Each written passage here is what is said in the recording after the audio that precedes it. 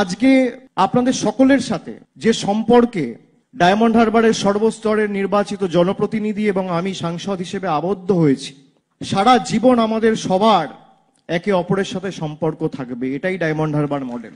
আমার সীমাবদ্ধ সামর্থ্য অনুযায়ী, আমার এখতিয়ার অনুযায়ী, আমার যতটুকু কাজ করার ক্ষমতা রয়েছে, দক্ষতা রয়েছে, আমি আপনাদের পাশে থাকবো, আমি কথা দিচ্ছি। আমরা কেন এই কর্মসূচির নাম সেবাশ্রয় দিয়েছি?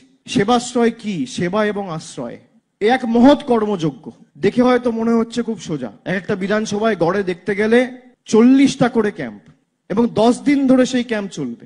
10 দিন ডায়মন্ড হারবারে ক্যাম্প হওয়ার পর ফলতায় ক্যাম্প হবে, তারপর সাতগাছিয়ায় ক্যাম্প হবে, তারপর বিষ্ণুপুরে হবে, তারপর মিটিয়াবুরুজে হবে, তারপর বজবজে হবে, তারপর মহেশতলায় হবে। আমরা এই কর্মসূচিটা 1 তারিখ থেকে নয়, আমরা 2 তারিখ থেকে শুরু করব। আমরা 70 দিনে 7টা বিধানসভা কভার করব। কভার করার পরে 70 দিন পেরিয়ে যাওয়ার পরে শেষ যে 5টা দিন আমি আপনাদের কাছে অনুরোধ করব, সেই 5টা দিন যে 280টা ক্যাম্পে আমরা সেই শিবিরগুলো অনুষ্ঠিত করেছি, সেই 280টা শিবিরে সাইমালটেনিয়াসলি 5 দিন আমরা টানা শিবির করব।